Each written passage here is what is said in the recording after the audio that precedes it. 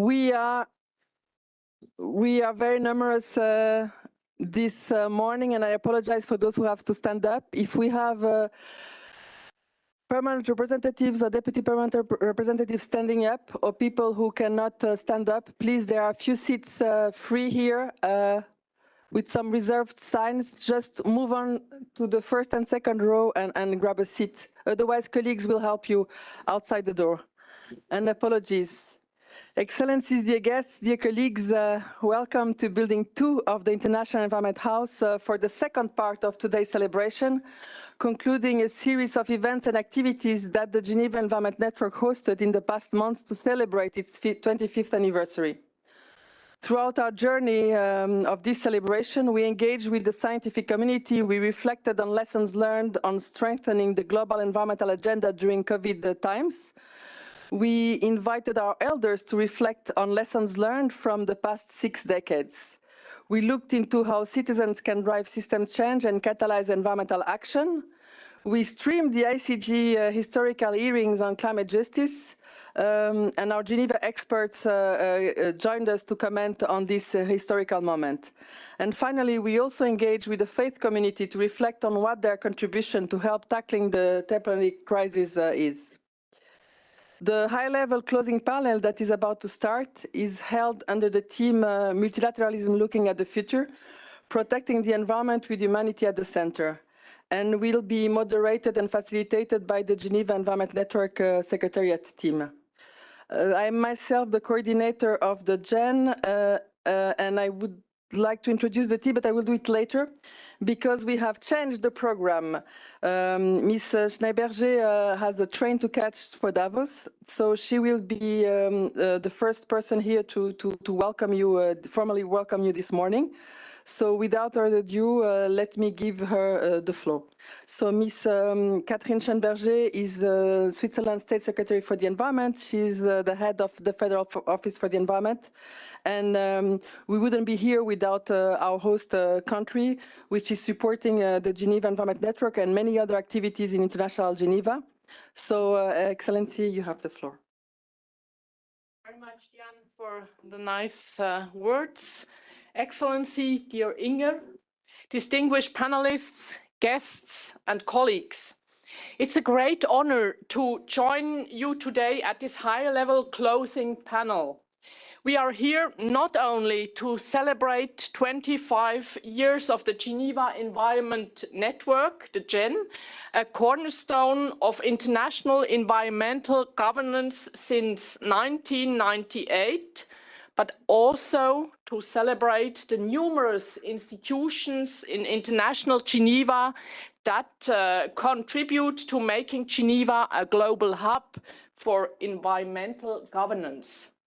We must acknowledge that multilateralism has faced significant pressure in recent years, testing its resilience and effectiveness.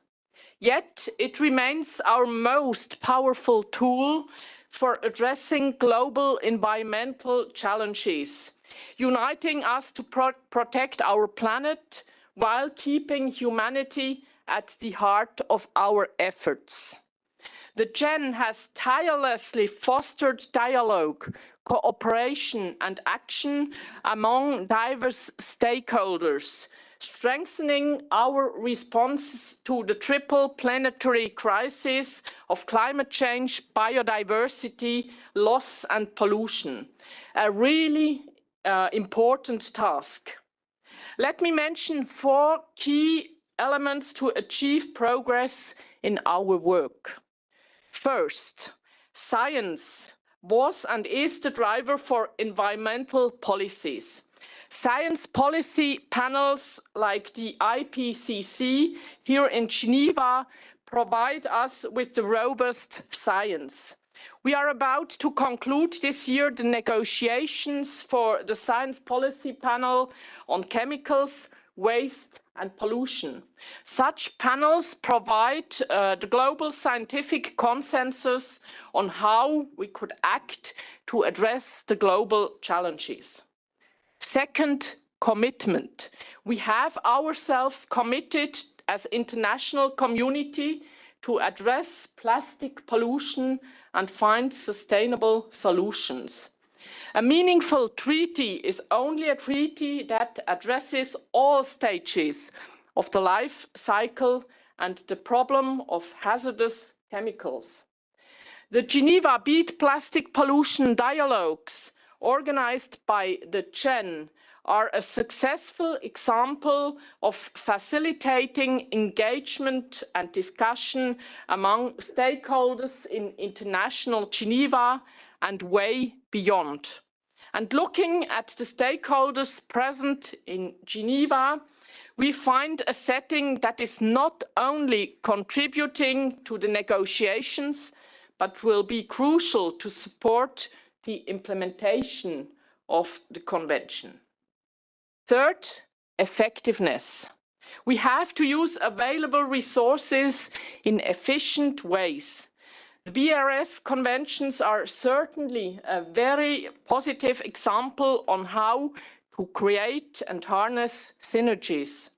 I am also convinced that the Bern process that brings together all biodiversity relevant conventions is the way to create synergies and enhance impact. And talking about biodiversity, it is my pleasure to let you know that the Swiss Federal Council has approved last week the signing of the BBNJ and the launch of the ratification process. Fourth, relevance. The demand for minerals is at an all-time high, driven largely by the energy transition. However, mineral production negatively impacts biodiversity and increases pollution. Our goal is to create a positive outcome for society and future generations. I am pleased to announce the launch of the Geneva Dialogues on Mineral and Metal Resources in February. These dialogues, organized and held by GEN, will foster synergies among various stakeholders in Geneva and beyond. For all of these key elements, science, commitment, effectiveness, and relevance, the GEN has a supportive role. In fact, the GEN is, I would say, a hidden champion. Despite its modest size, the GEN is successful because of its innovation and high product quality. The GEN is a key instrument to raise awareness and ensure engagement on environmental issues through different formats out of Geneva and across the globe. Once again, I congratulate the Geneva Environment Network on its achievements and thank all who have contributed to its success. Let's look forward to many more years of strengthening environmental governance. Thank you very much for your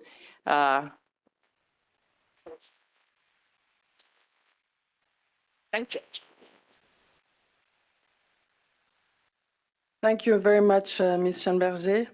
It is a tradition to celebrate the important milestones of the GEN with the UNEP Executive Director, to whom I have now the pleasure to give the floor.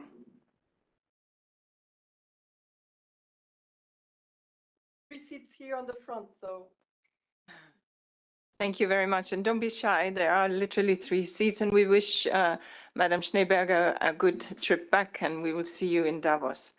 Let me just welcome distinguished guests, ambassadors, partners, and friends to this very special event.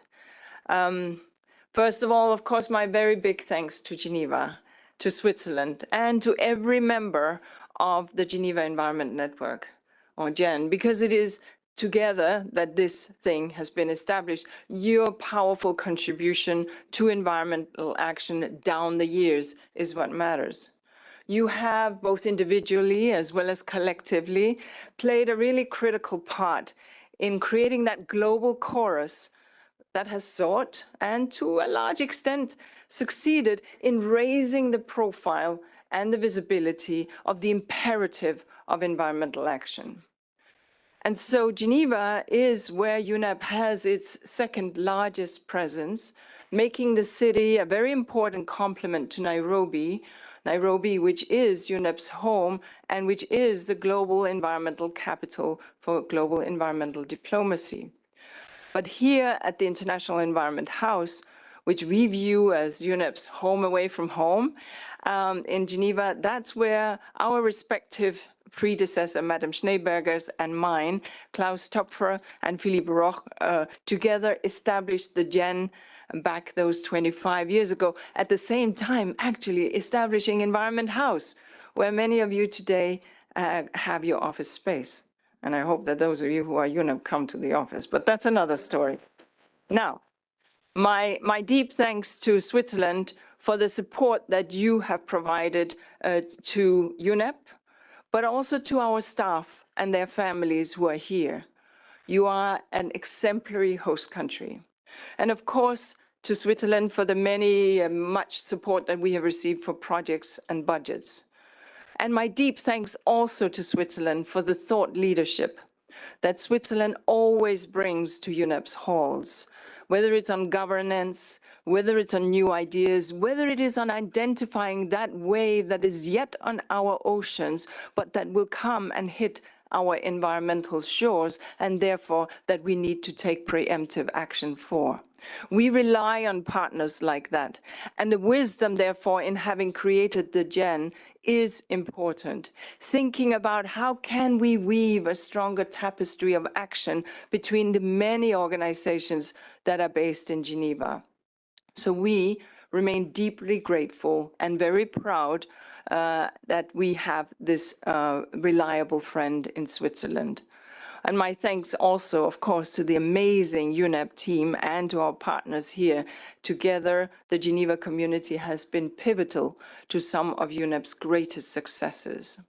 So friends, the GEN has been an important amplifying voice and force for action, fostering cooperation between and amongst UN agencies, between and amongst multilateral environmental agreements, international organizations, fora, federations, and non-governmental organizations. And we very much are so pleased that there have been all these presentations, and the forum is showing how the GEN community is advancing action on that triple planetary crisis, the crisis of climate change, the crisis of nature loss and land loss, and so on and so forth, and the crisis of pollution and waste.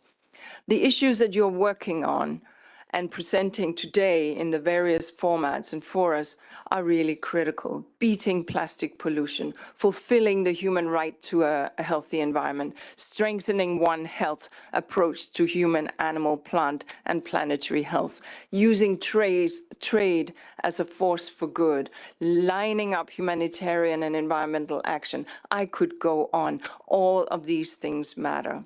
And they are all threads that we have to weave into that tapestry of action across our mandates, across our agencies, and across our geographies.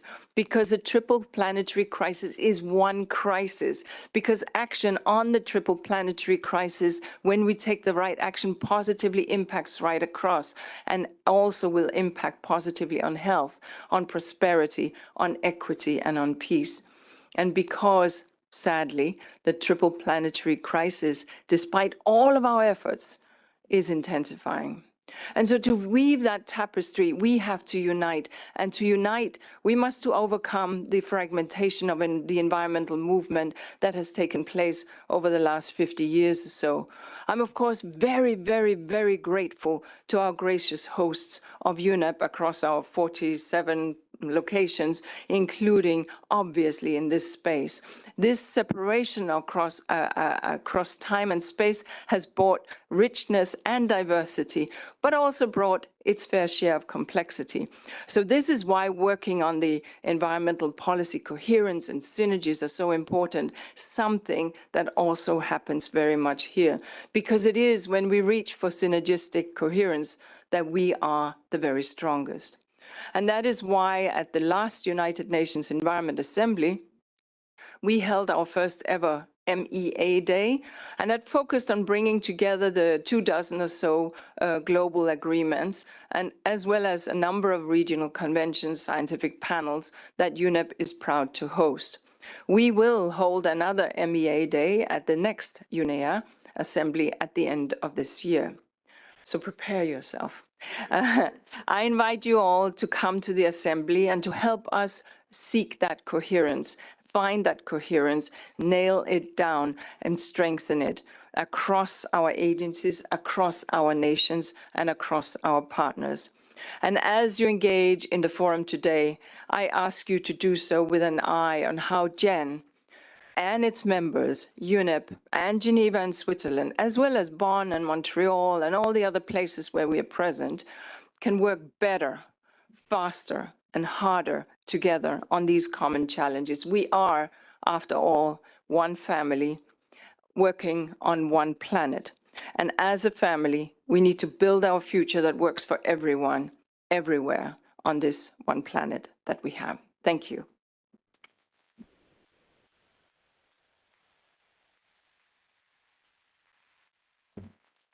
Before we start and hear from our distinguished guests, let me mention that we still have one seat here available. I see many people standing up. And let me also introduce the members of the team, the other members of the team.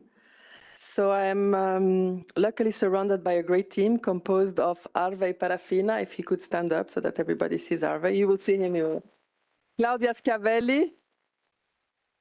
She doesn't like to stand up, but there she is.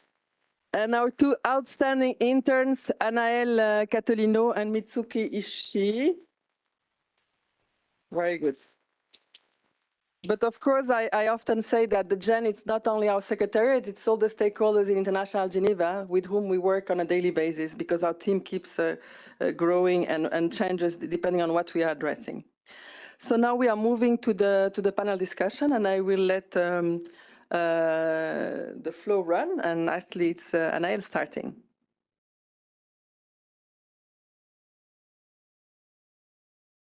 Thank you, Jenna, for introducing us and leading the team with such passion for as long as the GEN exists. So thank you so much.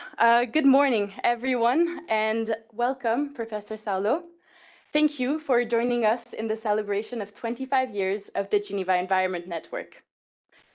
Almost exactly 1 year ago, you began your mandate as the first woman elected Secretary General of the World Meteorological Organization.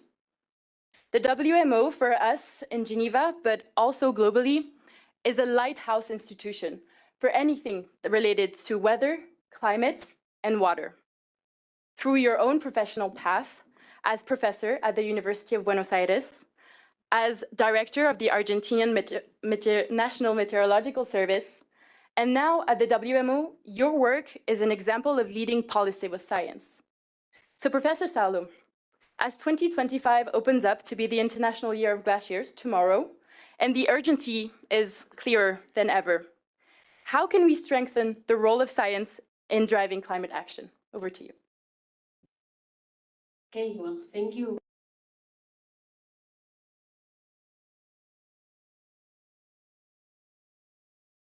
But it's also very nice to be here, invited by you, being part of this community. So congratulations, because I was only 1 year, but you are already 25. So it is possible. Congratulations to you. So let me start to sharing with you that WMO this year is also sharing a big birthday, because we are having our 75 years anniversary within the UN family. And that speaks about what you already, Inger, mentioned, importance of having this community in place. Today, the need for stronger environmental action through science is more urgent than ever. As we say repeatedly, the climate crisis is linked with the inequality crisis, and it's interlocked with other planetary crises, including biodiversity loss and pollution. Climate change does not have a 4 or 5 year term in office and does not respect national interests or geopolitics. It follows the laws of physics, and these are non-negotiable. It is a defining challenge for humanity. During my first year as Secretary General of the World Geological Organization, I have repeatedly issued the red alert about the state of the climate. We are unfortunately living through climate history.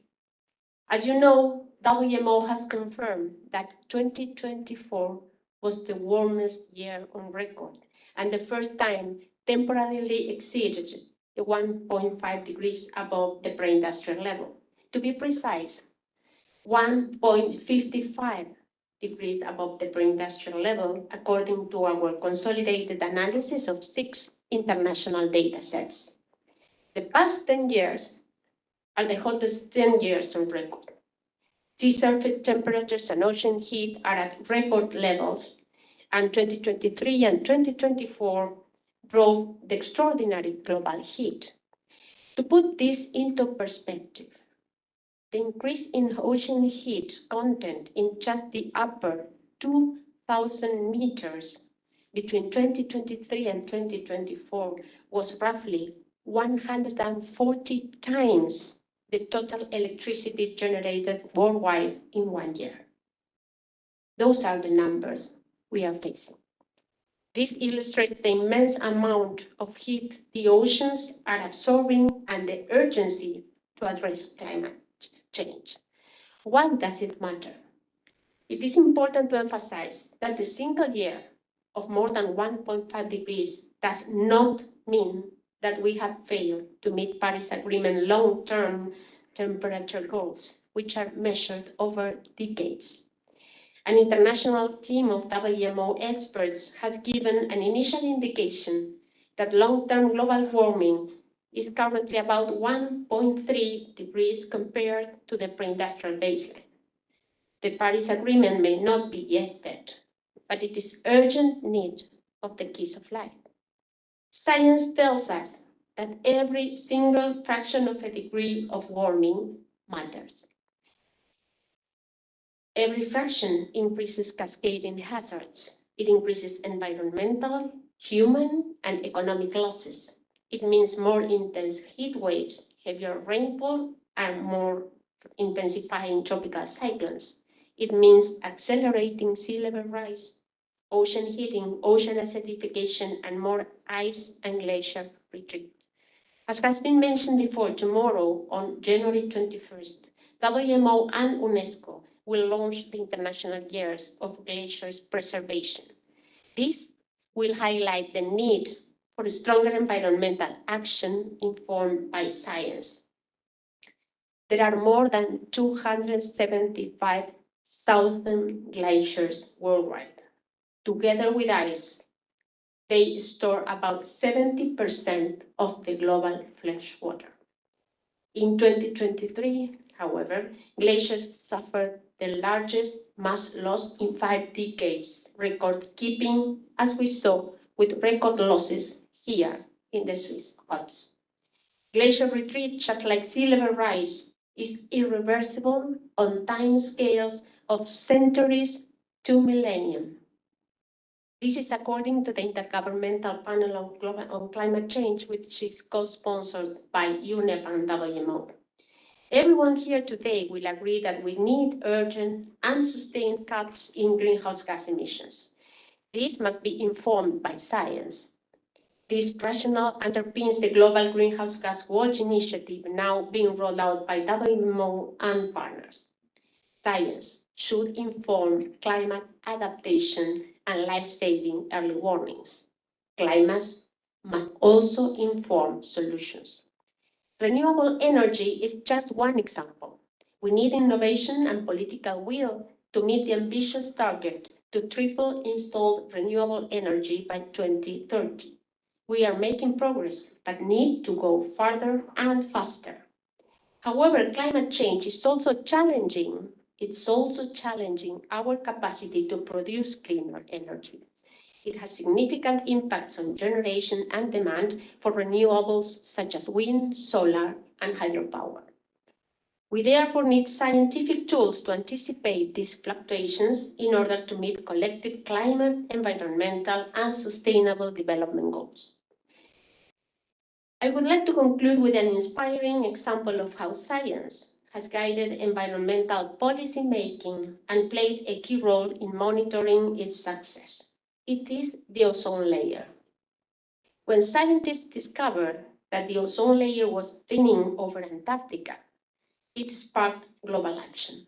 This led to the creation of the Vienna Convention and the Montreal Protocol, agreements that phased out nearly 99% of harmful chemicals that were damaging the ozone layer. The most recent scientific assessment from UNEP and WMO show that the ozone layer is on track to recover within 4 decades. The phase out of ozone depleting chemicals has the added bonus of boosting efforts to mitigate climate change. The Montreal Protocol is a true champion for the environment. It sets a precedent for climate action. It shows that scientific knowledge, technological advances, and political will can join as powerful forces for the good for the environment and the planet. The Geneva Environment Network was set up 25 years ago when there were already clear warming signals about climate change. We ignored them. We lost a generation of action. We have the knowledge, we have the tools. Let us finally use them to turn the corner in 2025. I thank you very much.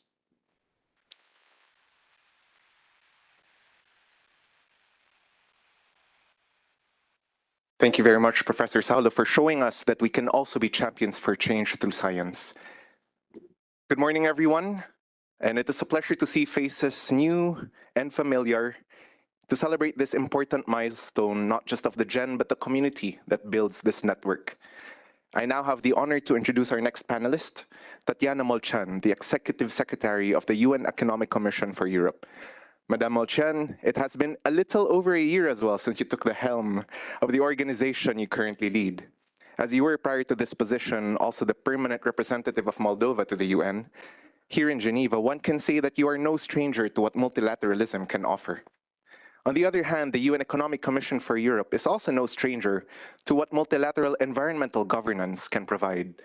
Since 1979, 16 international legally binding instruments, 5 conventions, and 11 protocols have been developed within the UNECE on air pollution, environmental impact assessment, industrial accidents, transboundary waters, water and health, and public participation. So, Madame Molchan, amidst the environmental crises we face today, and at a time when multilateral diplomacy is seen to be fragile, how can regional multilateralism and cooperation be further strengthened to contribute to global outcomes for the environment? You have the floor.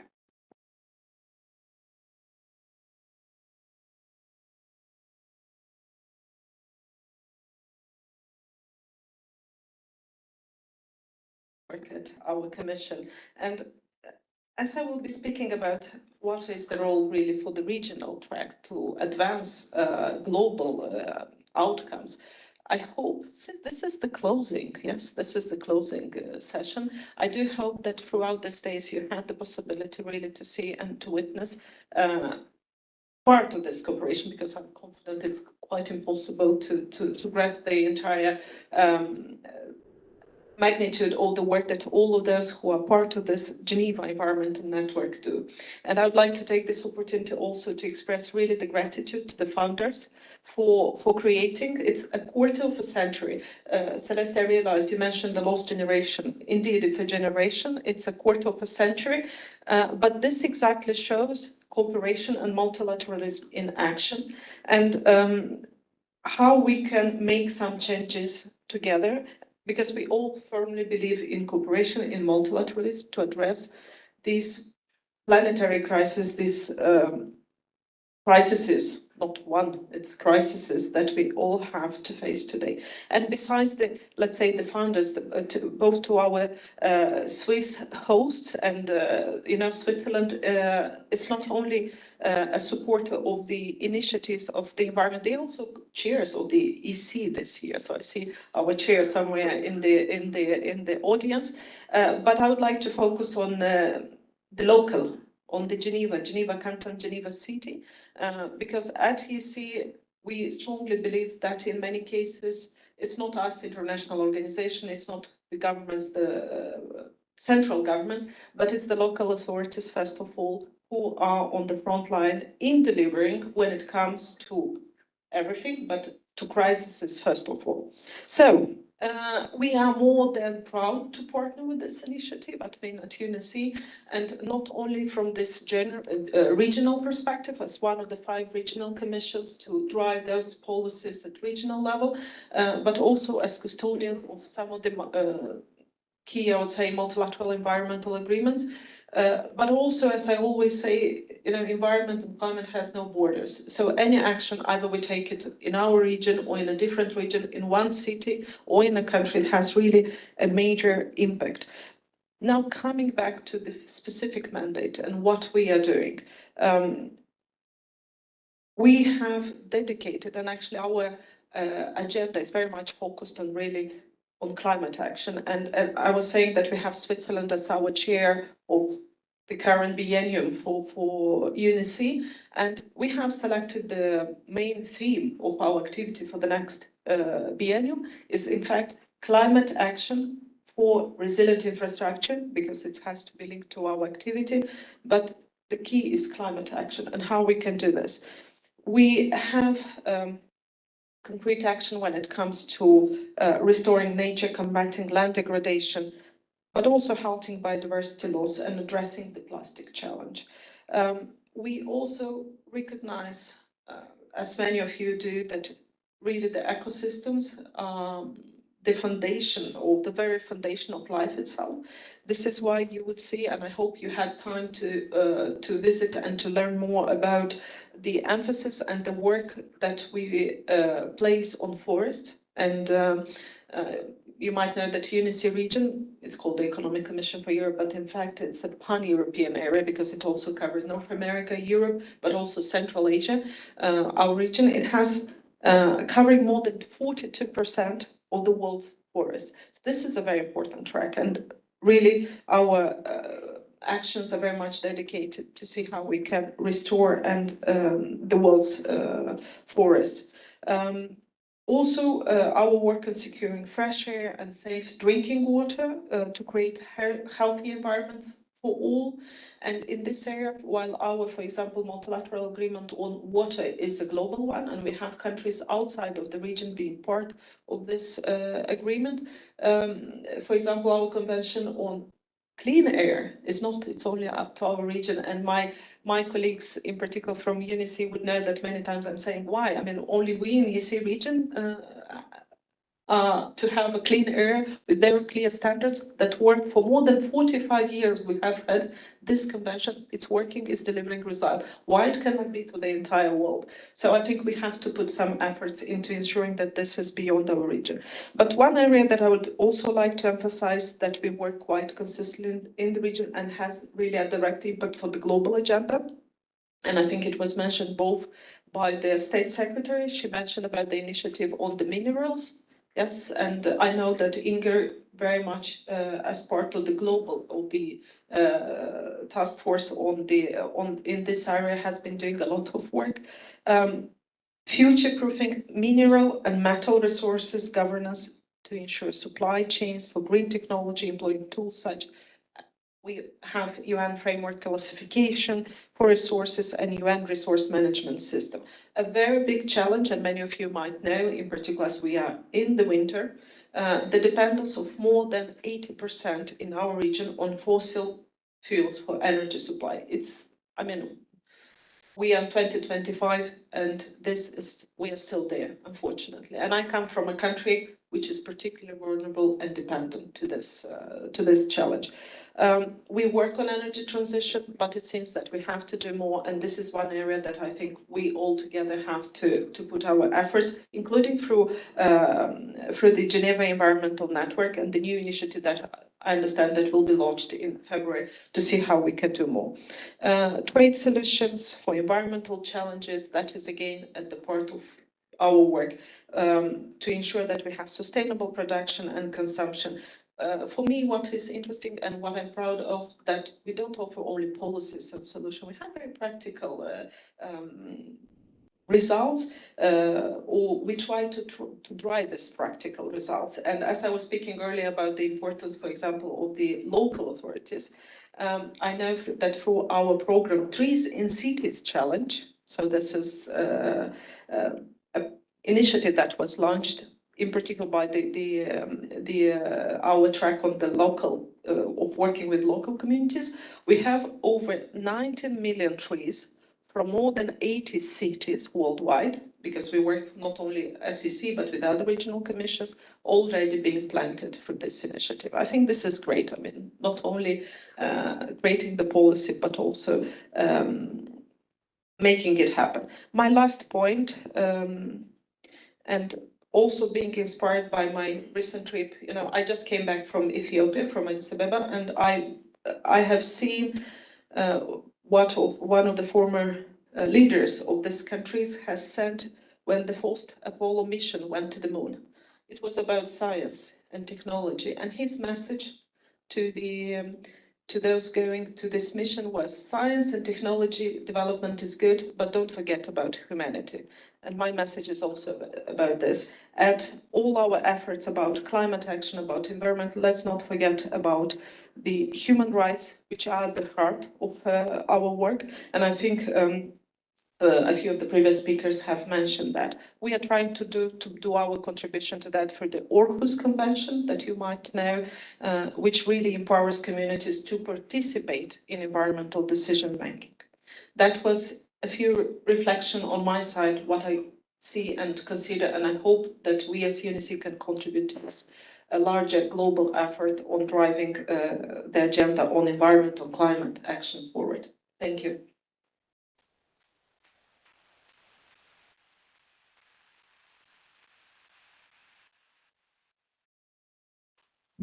Good morning, everyone, and thank you, Madam Moten, for your inspiring remarks.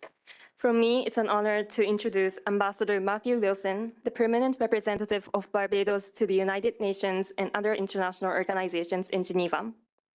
Ambassador Wilson has been a dedicated leader in driving initiatives to tackle the triple planetary crisis, including your efforts at the World Trade Organization and through the Bridgetown Initiative. Your powerful voice and impactful advocacy across international Geneva consistently brings forward the vital perspective of member states, especially those on the front lines of the climate crisis, and reminds us that the impacts of climate change are already a harsh reality for countries like Barbados, threatening livelihoods and the very survival of communities. Ambassador Wilson, with your vision and leadership, how can we collectively overcome the political barriers and ensure that vulnerable nations are not left behind in addressing the pressing challenges facing our planet today? Ambassador, you have the floor. Thank you very much. And I have to say, I have never seen a room like this in January. Yeah. So this is amazing, and it's a real pleasure to be here with you, celebrating the power of partnerships and platforms, because for me, that's what the Geneva Environment Network is a catalytic space for knowledge sharing, knowledge building, advocacy. And frankly, we need that more than ever today, because 2024's politics will shape 2025's economics and our approach to environmental sustainability, including the climate crisis. And if I'm honest with you, I don't think we're in good shape. You know these statistics, you heard them from Celeste. Every year we are dealing with superlatives.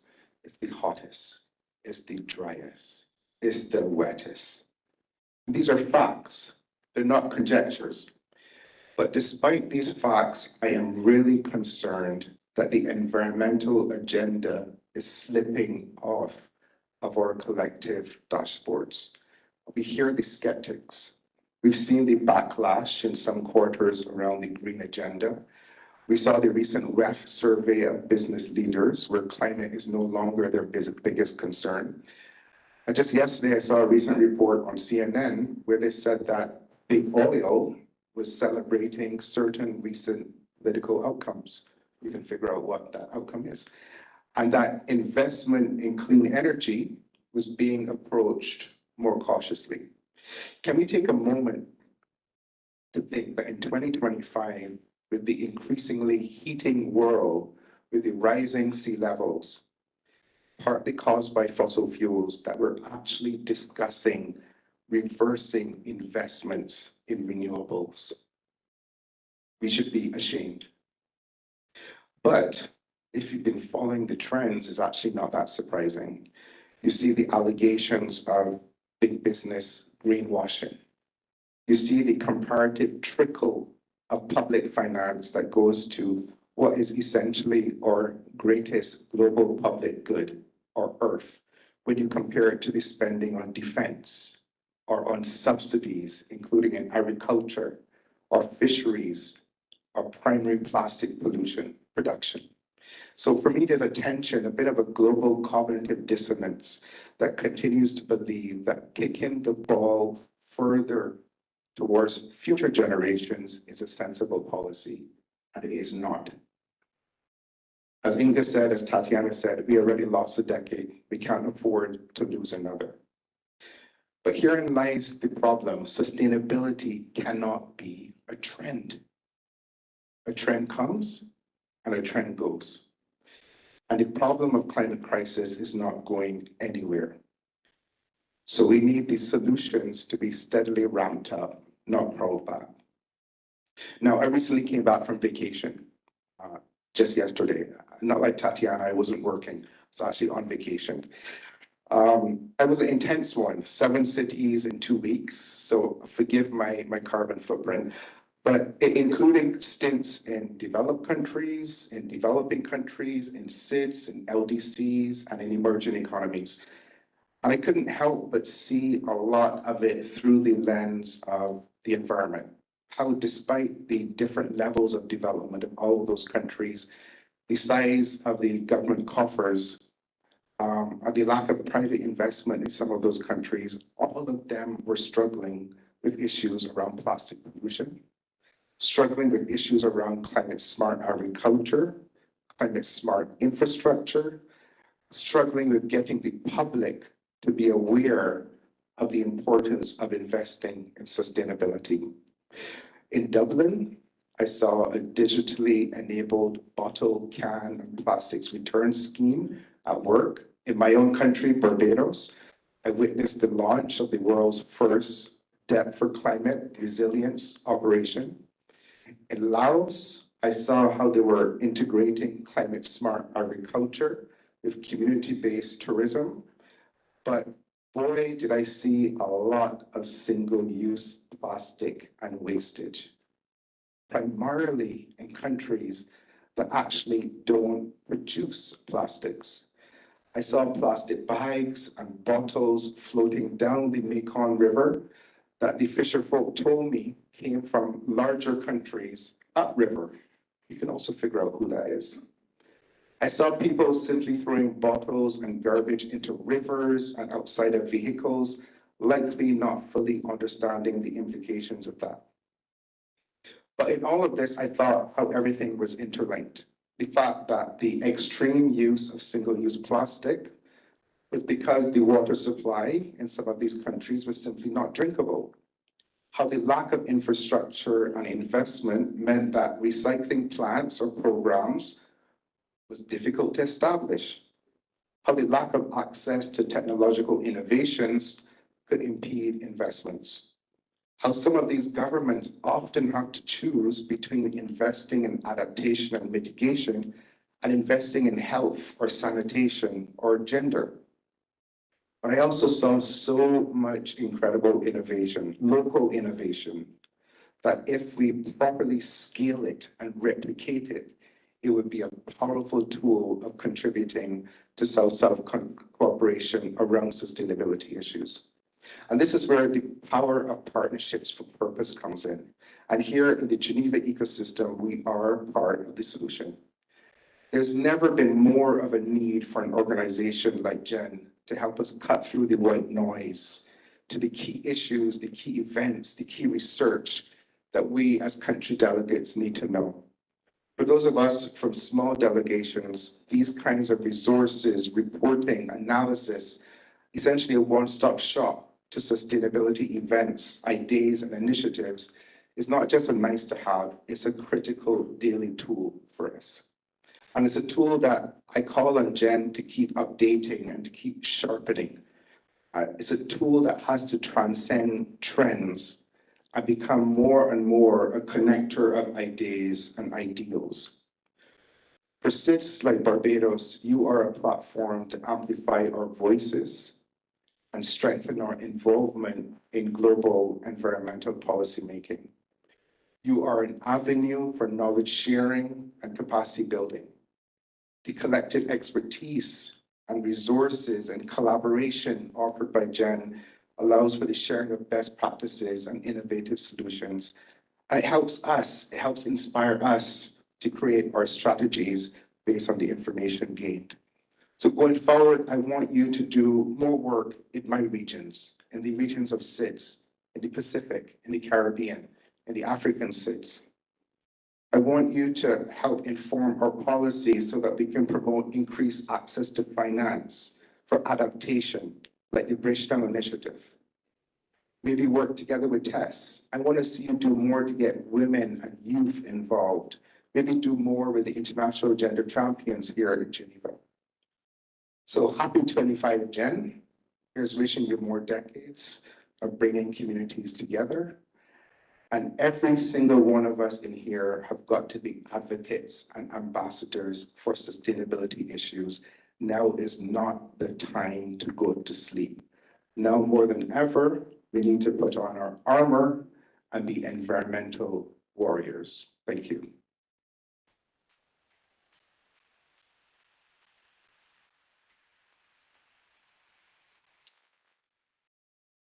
Thank you, Ambassador Wilson, for your important words and your nice thoughts about the GEN. Good morning, everyone. Let me join my colleagues in sharing how big of a pleasure it is to see you all gathered here today for this important day, not only for the GEN, but for International Geneva. I'm honored today to introduce Claire Toudet, Deputy Permanent Representative of France to the United Nations Office and other international organizations in Geneva. Thank you for joining this panel. During the past 25 years, France has been among the most important allies of the GEN in International Geneva. Ms. Toudet comes from a wealth of professional experience acquired in multiple countries before joining the permanent mission of France to the UN in Geneva in August 2024. She supported their country in fields of sustainable development, climate change, human rights, and culture. We're very happy to be joined by you on this important occasion and to hear your remarks on what it means for member states, from a member state perspective, to raise the environment to the highest political agenda and how we can achieve it through our collective work. So, Madame Toudet, you have now the floor. Thank you. Thank you. Thank you very much. And thank you for having me today. As you were saying, climate has been one of the key issues that I've been dealing with in my career, and I'm very pleased to see this amount of people motivated, gathered here to become those warriors that the ambassador of Barbados just called us to become. To keep the momentum and to create the strength that we will need to tackle the issue that we'll have to tackle this year, I want to go back 25 years ago because we're celebrating this anniversary. And as Celeste was saying, 25 years ago, we already knew the extent of the challenge. More than 40 years before, Rachel Carlson had published Science Spring. We had clear warning signals from the IPCC, so we knew already. But we didn't really understand the extent of what we had to be doing. I think the world has considerably changed since then, and subjects such as water, biodiversity, energy have entered the diplomatic world. Today, environmental diplomacy is everywhere. We can no longer talk about development without talking about resilience and climate change and adaptation, obviously. We can no longer pretend to protect health without thinking of pollution and water quality. We cannot prevent pandemics without taking into consideration biodiversity and the health of our ecosystems. The Geneva Environment Network, and I want to pay tribute to its founders, was among the first to anticipate and to accompany this evolution during those 25 years. Since its creation in 1999, the GEN has established itself as really a key player of the International Geneva, as shown by the numerous topics illustrated in the forum this morning. But if GEN is an actor, it's also a network, and as we just heard, based on the multiple competencies and the richness of Geneva's international organization, expert member states, or activists, the network has been servicing really collective intelligence in Geneva, now increasingly visible and recognized. France is really proud to have been and to still be a partner of GEN's actions, and we've been there from the very beginning. We're able to carry messages for climate, biodiversity, prevention of pollutions. Recently, we've been active in mobilizing to tackle plastic pollution or the regulation of chemicals for sustainable mining, etc. On the international scene, as you know, France is promoting model-setting Geneva initiatives, and Tatiana mentioned the Air Convention, but also the Aarhus Convention. I mean, all those conventions that were created for the European Commission, but that would be could be extended to a more global setting. France, with its European partners, takes actions and calls for ambition. With past decades, we've steadily increased our commitments to biodiversity and climate, both at the domestic level and at the international level. Over the past years, for example, France's funding to help vulnerable countries fight climate change has exceeded $6 billion, including $2.2 billion dedicated to adaptation. And as a group on mitigation, the European Union has committed to phase out coal by 2030, oil by 2045, and gas by 2050. Carbon neutrality is our common goal.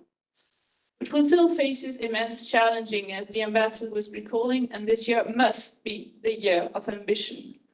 Building on the global solidarity reaffirmed at COP21 with an overall funding target of 13,000 billion, we must succeed in Belém at the end of this year. We need determination to tackle this challenge. We need to take responsibility. We need fairness to ensure that no one has to choose between development and climate. And this is the spirit of the Paris Pact for the People and the Planet that was launched by President Macron in close cooperation with the Prime Minister of Barbados at the end of 2023, and which now gathers together 59 countries. We also need to redouble our effort to facilitate the negotiation of the plastic treaty and finalize an agreement to fund biodiversity actions end of February at COP 16.2 in Rome. In addition, France will have the honor to host in Nice in June the 3rd UN Conference on Oceans, UNOC 3. For the past 18 months, we've been organizing several events here in Geneva to raise awareness. We had very fruitful contacts with all the actors involved in the oceans theme to prepare the event collectively in the GEN spirit, so with all the partners gathered here today. Your inputs and suggestions are still very welcome. And I also welcome the announcement by the Swiss authorities of the launch, the ratification of the BBNG treaty. It's very good news that we heard this morning. I sincerely hope to conclude that the GEN spirit will continue to unite and inspire us. Together, we can encourage knowledge sharing and collaboration inspired by the International Geneva to propose more effective and sustainable solutions. It's therefore with great pleasure that I reaffirm today France's unwavering support to the GEN network, which has inspired us for 25 years and will continue to do so for the next 25 years. Thank you very much.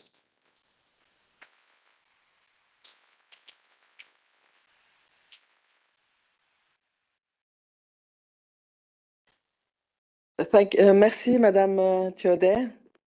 I am now turning to another leading voice for the environment, Kirsten Schwitt, the Director General of WWF International. You are starting this month your third year in this position.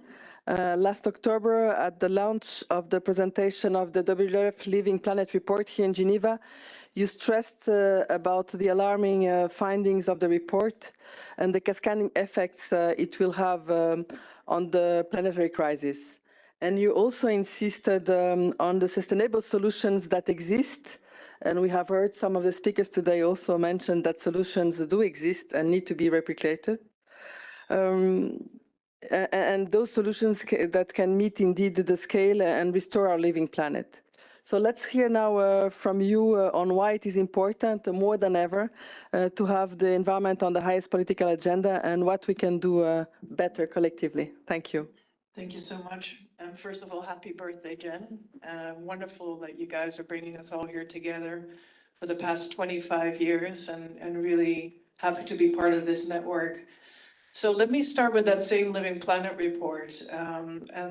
There's one thing that's known, which is the fact that every single time that we publish this report, which is about 15 times, and I've done probably about 10 or 12 of them, the numbers are very depressing. This time it was 73% of the species living in the wild that have been lost.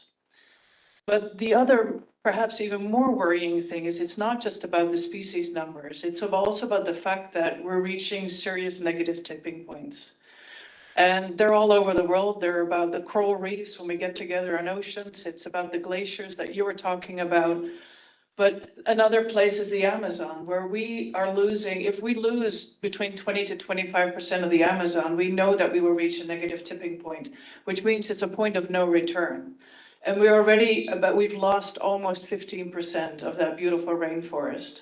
So if we continue going down that line, which is what we're doing, we're not only losing biodiversity, but we're having a major impact on the planet as a whole.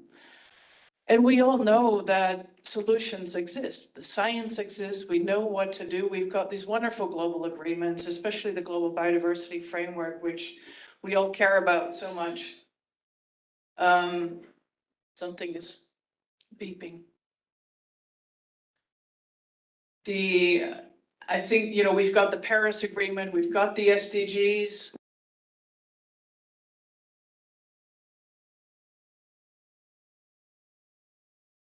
Diversity framework is 30.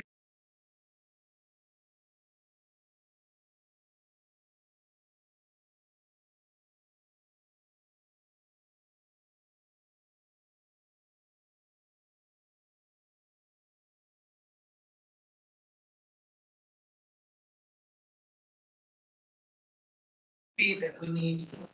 And therefore, we need to really move into action. And as WWF, together with many of our partners, we're going to be doing a few things over the next few years in all that huge spaghetti of solutions and actions that we take. There are a few things that we want to prioritize. I wonder if I should speak without a mic.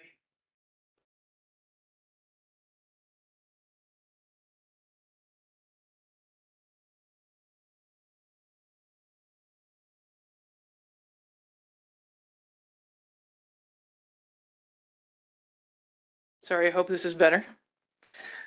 So actually, this is probably the most exciting part of what I'm going to say anyway. So I hope you follow me a little bit. But we've just spoken to a lot of our partners and stakeholders and come up with what we're calling a Roadmap 2030, which is really focused on the Global Biodiversity Framework and how can we make sure, together with many of you, that we prioritize the most important things. And we're going to be doing a few things. Is number one, of course, focused on the biggest drivers of biodiversity loss, which is number one, food. The way we produce, consume, and waste our food is by far the biggest driver of biodiversity, no matter where we sit. Secondly, it's finance. Greening finance and financing green. We have to make sure that we transform the financial sector to make sure that they include sustainability in a lot of their policies and investments. But we also need to obviously make sure that we finance green, that we generate enough financial resources to finance the Global Biodiversity Framework and its transition. And it's not just about fundraising. It's also making sure that the money actually reaches the people who live and work on the ground. And so that we build the governance mechanisms at the local level, all the way up to the national policy level, to make sure that all that money and all those billions and billions of dollars and euros that have been pledged actually reach the ground, because that's not happening. It's not happening. And the third driver, of course, is climate change. It's been spoken about a lot. You know, it's a big, it has a massive impact on people and the places where we live, but as well on biodiversity. And yet nature and climate are often still so divorced, right? But there's an integrated part of the same issue. I mean, you know, conservation of nature plays a key role in mitigating climate change, but it also plays a key role in adapting to climate change through nature-based solutions. The second thing that we'll be focusing on, of course, is our core business, which is thriving biodiversity and making sure that we really implement the 30 by 30 target, making sure that we protect nature and we restore nature. The fourth one, actually the next two ones are probably the two most exciting ones for us, and ones that are also not traditionally a sector where we focused on, but we are going to get outside the conservation bubble. We're going to be talking about elevating nature, making sure that we build bridges like we're doing here in Geneva, not just with other conservationists and environmentalists, but with the health sector, with the humanitarian relief sector, with the economic and financial sectors, because just talking to each other about conservation is preaching to the converted. We already know that the problem exists, but we have to actively reach out to other sectors and make sure that we bring them on board and that we build those bridges. And lastly, we're going to be putting people much more at the center of conservation. This isn't, again, just about species and ecosystems. It's about making sure that the people who live and work in the places that we're trying to conserve, that they're at the center. And that means local communities, whether they're farmers or fishermen, as well as indigenous people and in all the places where we're working. And so working through and with these people directly, again, to conserve their places where they work and where they live is going to be absolutely essential if we want to go forward in a sustainable way. So this is not WWF's roadmap, but this is where we think we can really make the biggest impact in only 5 years' time, probably less by the time now.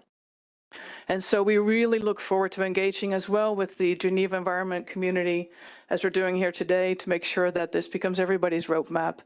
And we continue to strive for a world where people and nature thrive. Thank you very much.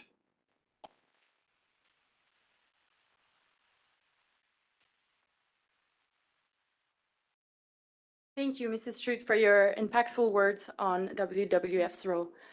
I will now turn to our last panelist of the day, Reverend Professor Jerry Pillay.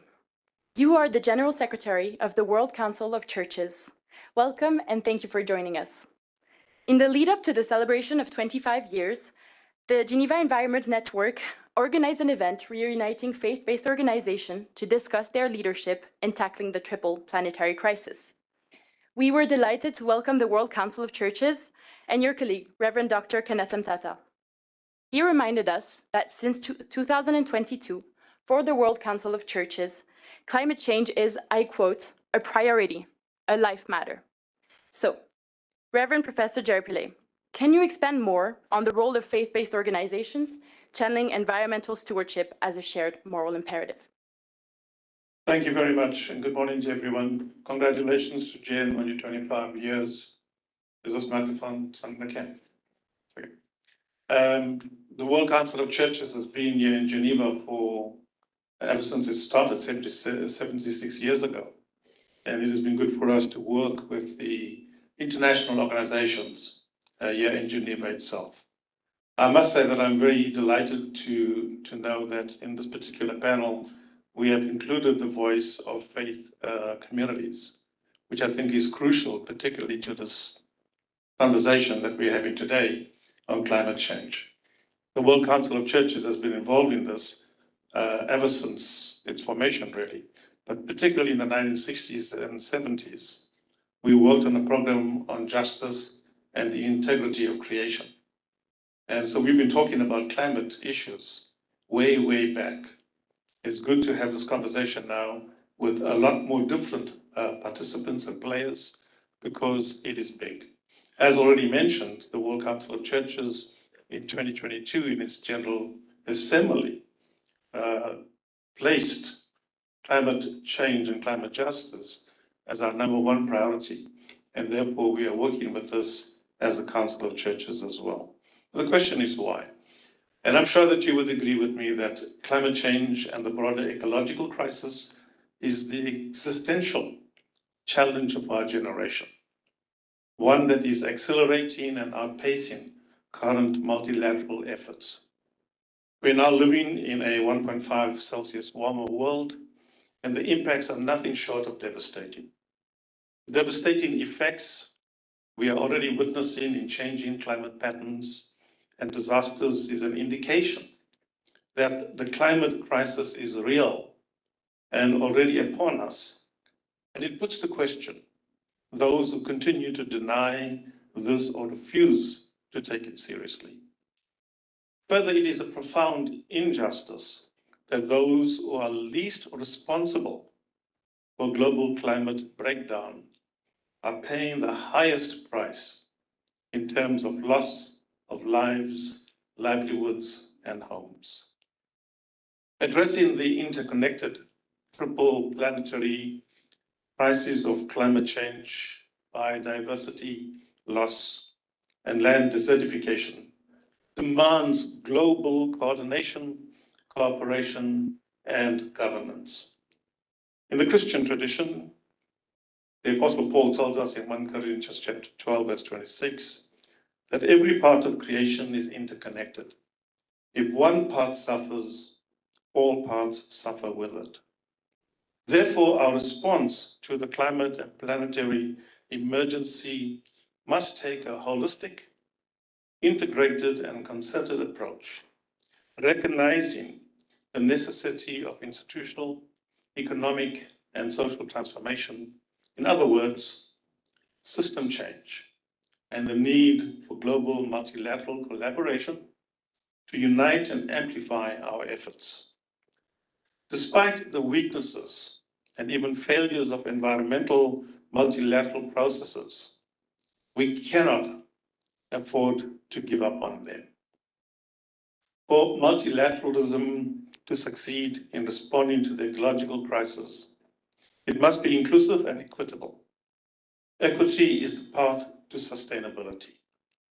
In a world where 10% of the wealthiest contributed half of global consumption-based GHG emissions, we need to share the benefits and burdens of building a climate-resilient future, while recognizing that some can and ought to do more than others, in line with, as we read in our scriptures in Luke chapter 12, verse 48, that those who have generated more pollution, historically and absolutely, and possess more resources, have the greater responsibility for radically reducing emissions, as well as for sharing technology and providing timely and sufficient finance for adaptation and loss and damage. Addressing issues of equity is critical for building the social trust that is needed among people of the world to be able to act rapidly. Certainly, solutions exist. Political commitment is needed. Time is running out, particularly in addressing the climate emergency. Still, the goal of limiting warming to 1.5 degrees Celsius could be met if emissions are halved within the next 5 years. As part of the solution, we know, for instance, that we need to halt investments in so-called carbon bombs, end subsidies to the fossil fuel industry, and redirect resources towards agroecology and clean and renewable energy systems. Solutions are available. What is missing is political will. But political will is not enough. Political will has to be joined with the moral courage to say enough to the systemic greed that undergirds continued fossil fuel exploitation and consumption. The pursuit of short-term financial gains through aggressive land use and wanton resource extraction has wrought immeasurable cost to life, and all creation is threatening our children's future. In the Christian tradition, we believe that life in creation is a sacred gift from God. We must choose life over profit.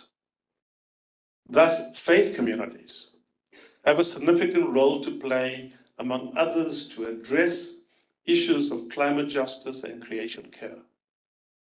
The earth is the Lord's and everything in it, the world and all who live in it, tells us in Psalm 24:1.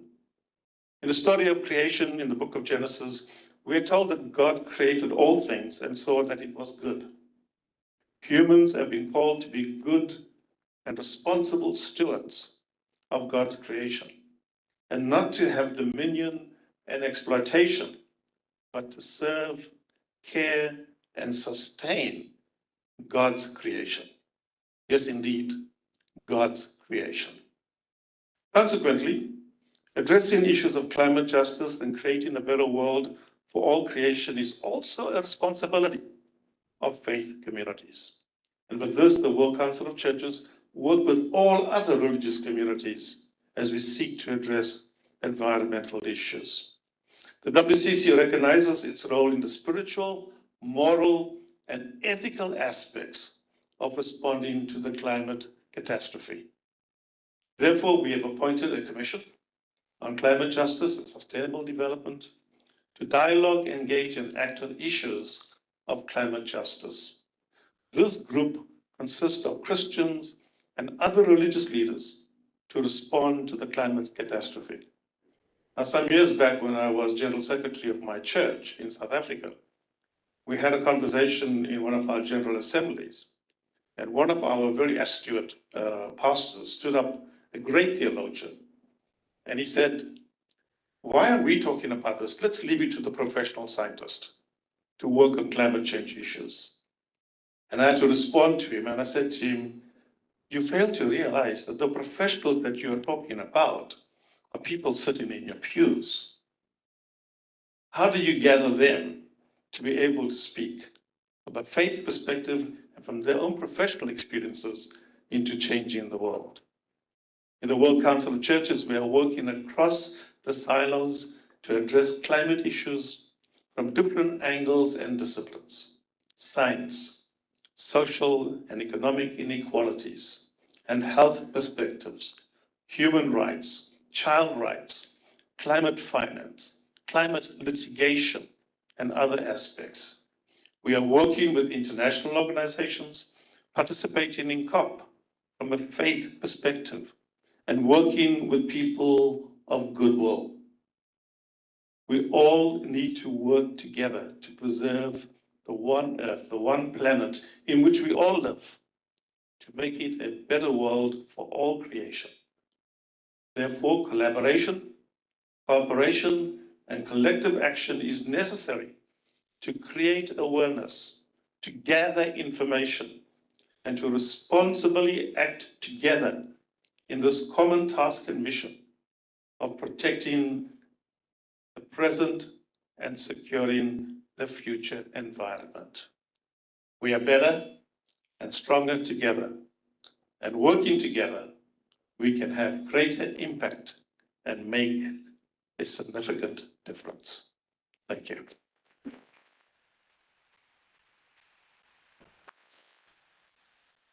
Thank you very much, Reverend Pillay.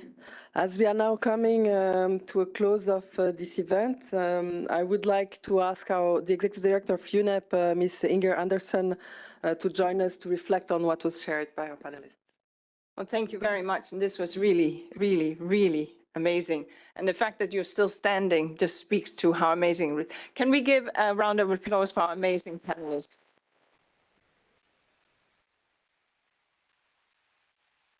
You know, this little engine that could, the Geneva Environment Network, it's 5 people, UNEP staff, 3 full-time and paid, and 2 unpaid. Can we clap for them?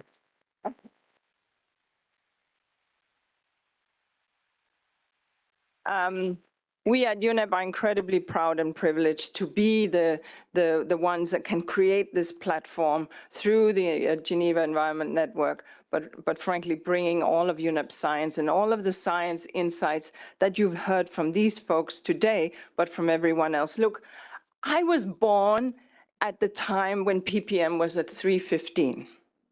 350. Now you can figure out when that is, but it's also on the Wikipedia, so it's not very interesting. But the point is, then along came Rio, 92, I was there, and there we were at 356.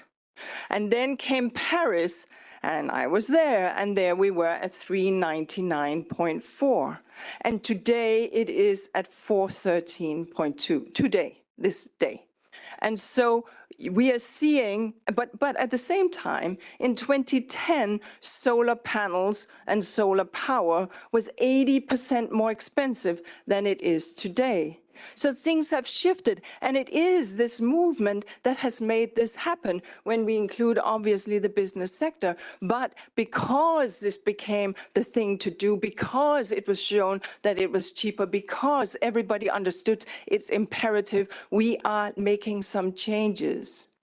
But the changes, as you've heard from this panel, they are just not happening fast enough.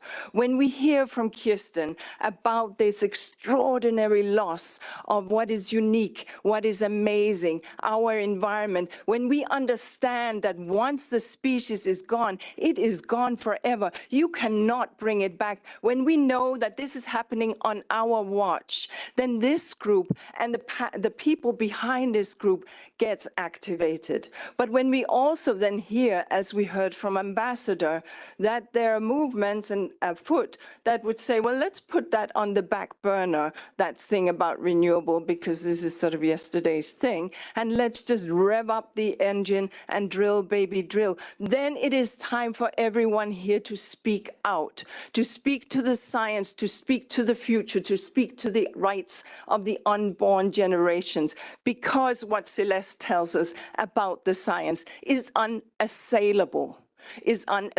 She says you cannot negotiate with physics. You can deny it, but it will still happen. Those forest fires, those crazy winds, those insane sea level rises will still happen because science speaks. It is nature, after all, that is showing up and sending invoices to the world because we have been remiss.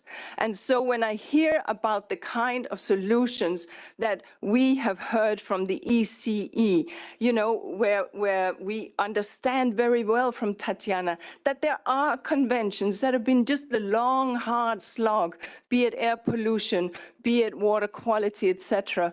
We understand also that multilateralism can work and can work well. And that it works well when countries like France steps up and say, we are in, we will support, we will lead, and we will do it the best that we can. And then when we hear from Reverend Jerry Pillay, the fact that it is not just science, it is also some moral values, the very ethical approaches that we have to take to things that make things happen. That together should inspire us. This February, the NDCs have to be delivered. The new NDCs, National Determined Contributions. Yeah, it's a promise that we make to each other, a promise that we have said we will make every 5 years. We made it in Paris. We stretched for Glasgow. It was not good enough. It took us to nearly 2 degrees and 2.8 degrees in 2100. And now we have to see a reduction in 42% in these NDCs when we add it up, if we are to hit 1.5, by 28% if we are to hit 2 degrees. But you know what? In 2023, our emissions went up by 1.3, not down, 1.3%. So these emissions reductions that we must see this February in this round of NDCs will be make and break or break. It's as simple as that. If we do not make those promises to each other and follow through, we will just fly right by 2 degrees come 2100. It is science. And so the action is now, which is why the issue of political leadership matters. Political leadership matters in the courtrooms, in the streets, in the classrooms, in our halls of worship, in our boardrooms, and in the voting booth. Because we are the ones that put people in these places. And so all of you at your work, all of you in your private setting, and all of you when you vote, take the environment with you in your pocket. Remember that unborn child, or maybe you have a grandchild. And remember that it is for them and for us and for this planet that we are doing it. I would like to thank this amazing panel and thank you all for being here and to wish you all a good next 25 years of environmental activism. Thank you.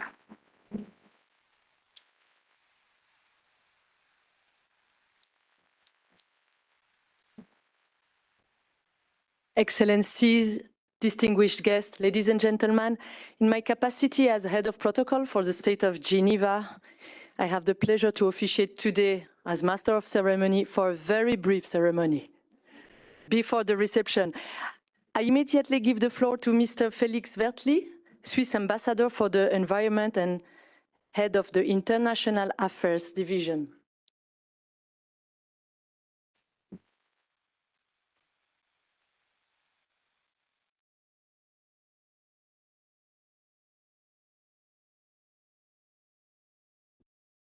Good. I have the best job this morning. I can invite you for the reception. But first, I'd also like to thank from my side, first of all, to all of you and also for Inge very much to join us today to celebrate the 25th anniversary of the GEN. It's great to see so many people here from Geneva, around Geneva, beyond Geneva, to come together and think about the environment. We have heard a lot of the challenges we are facing. And listening to you, we have also heard that none of us can do it alone. None of us can do it within our own organization. We have to work together. And that's the message that the GEN is promoting for 25 years now, bringing people together, bring the ideas together, develop initiatives. And the best moment to do so is often informal.